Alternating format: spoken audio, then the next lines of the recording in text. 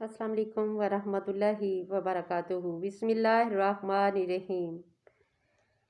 آج ہم پڑھیں گے سورۃ الزمر مکیات۔ بسم اللہ الرحمن الرحیم۔ اللہ کے نام سے شروع جو نہایت مہربان بہت رحم کرنے والا ہے۔ یہ اللہ کی طرف سے نازل کردہ کتاب ہے جو نہایت غالب خوب حکمت والا ہے۔ بے شک ہم نے یہ کتاب آپ کی طرف حق کی ساتھ نازل کی،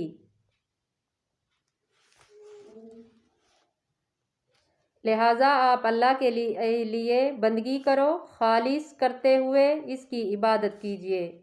سنو، خالص اطاعت وہ بندگی اللہ ہی کے لیے ہے، اور جو لوگوں نے اس کے سوا کارساز بنا رکھے ہیں وہ کہتے ہیں ہم ان کی عبادت صرف اس لیے کرتے ہیں کہ وہ ہمیں اللہ کے زیادہ قریب کر دے۔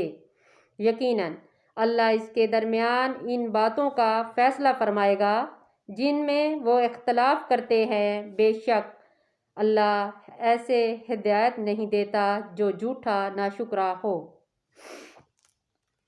اگر اللہ چاہتا کہ کسی کو بیٹا بنائے، ان میں سے جنہیں وہ پیدا کرتا ہے جسے چاہتا ہے چن لیتا، لیکن وہ تو ان باتوں سے پاک ہے۔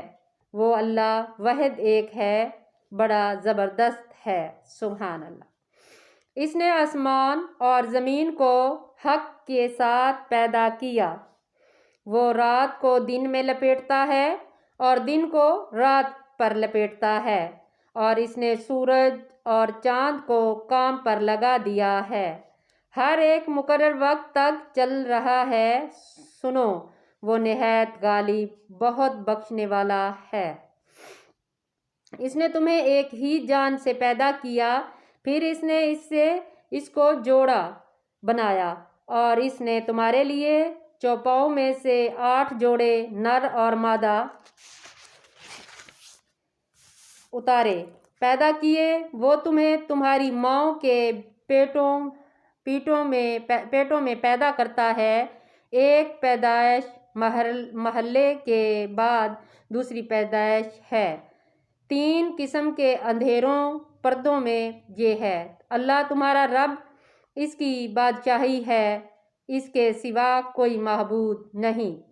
پھر تم کہاں پھرے بھٹکتے ہو؟ کہاں بہکے بھٹکتے جاتے ہو؟ اگر تم کفر کرو گے تو اللہ یقیناً تم سے بے پرواہ ہے، اور وہ اپنے بندوں کے لیے کفر پسند نہیں کرتا، اور اگر تم شکر کرو گے تو وہ اسے تمہارے لیے پسند کرتا ہے، اور کوئی بوجھ اٹھانے والا دوسروں کا بوجھ نہیں اٹھائے گا۔ پھر تمہیں اپنے رب ہی کی طرف لوٹنا ہے تو وہ تمہیں بتا دے گا جو کچھ تم کرتے رہے۔ بلا شبہ وہ سینوں کے راز خوب جانتا ہے۔ اور جب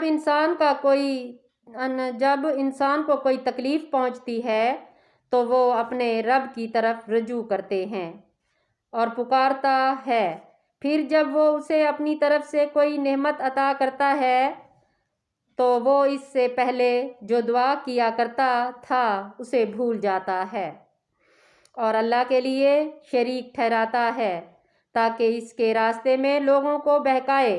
آپ کہہ دیجئے، تو اپنے کفر کے ساتھ کچھ دنیاداری فائدہ اٹھا لے، کچھ دن دنیاداری کا فائدہ اٹھا لے، بلا شبہ تو 2 زخموں میں سے ہے۔ کیا یہ مشرک بہتر ہے یا وہ جو رات کی گھڑیوں میں سجدے کرتے ہیں اور قیام کرتے ہوئے عبادت فرما برداری کرتا ہے، جبکہ وہ آخرت سے ڈرتا اور اپنے رب کی رحمت کی امید بھی رکھتا ہے۔ سبحان اللہ۔ کہہ دیجئے، کیا جو لوگ علم رکھتے ہیں اور وہ جو علم نہیں رکھتے برابر ہو سکتے ہیں؟ بالکل نہیں۔ بس عقل والے ہی نصیحت پکڑتے ہیں۔ کہہ دیجئے، اے میرے بندے جو ایمان لائے ہو، اپنے رب سے ڈرو، اور جنہوں نے اس دنیا میں اچھے عمل کیے ان کے لیے بھلائی ہے، اور اللہ کی زمین وسیع ہے، بلا شبہ صبر کرنے والوں کو اس کا پورا پورا اجر بے حساب دیا جائے گا۔ آپ کہہ دیجئے، بے شک مجھے حکم دیا گیا ہے کہ میں اللہ کے لیے بندگی کو خالص کرتے ہوئے اس کی عبادت کروں، اور مجھے حکم دیا گیا ہے کہ میں پہلا مسلمان بن جاؤں۔ کہہ دیجئے، اگر میں اپنے رب کی نافرمانی کروں تو یقیناً مجھے بڑے برے دن قیامت کے عذاب سے ڈر لگتا ہے۔ بڑے دن قیامت کے عذاب سے ڈر لگتا ہے۔ کہہ دیجئے، میں اللہ کے لیے اپنی بندگی کو خالص کرتے ہوئے اس کی عبادت کرتا ہوں۔ بے شک جو اللہ تعالیٰ سے ہر وقت ڈرتے ہیں تو وہ خالص ہی عبادت کرتے ہیں، اور خالص عبادت ہی ہمارے کام آئے گی۔ تو دکھاوے کی زندگی جینے سے بہتر ہے کہ انسان اللہ تعالیٰ سے ڈر کے جیے، اور جو بھی کام کرے اللہ کے ڈر سے کرے۔ تو تم اس کے سوا جس کی چاہو عبادت کرو۔ کہہ دیجئے، بلا شبہ خسارہ اٹھانے والے تو یہ لوگ ہیں جنہوں نے روز قیامت اپنے آپ کو اور اپنے گھر والوں کو خسارے میں ڈالا۔ خبردار، یہ کھلا خسارہ ہے، کھلا نقصان ہے۔ ان کے لیے ان کے اوپر آگ کے سائبان ہوں گے، اور ان کے نیچے بھی آگ کے سائبان ہوں گے۔ توبہ استغفار۔ یہی وہ عذاب ہے جس سے اللہ اپنے بندوں کو ڈراتا ہے، لہٰذا اے میرے بندو تم مجھ سے ہی ڈرتے رہو، اور جو لوگ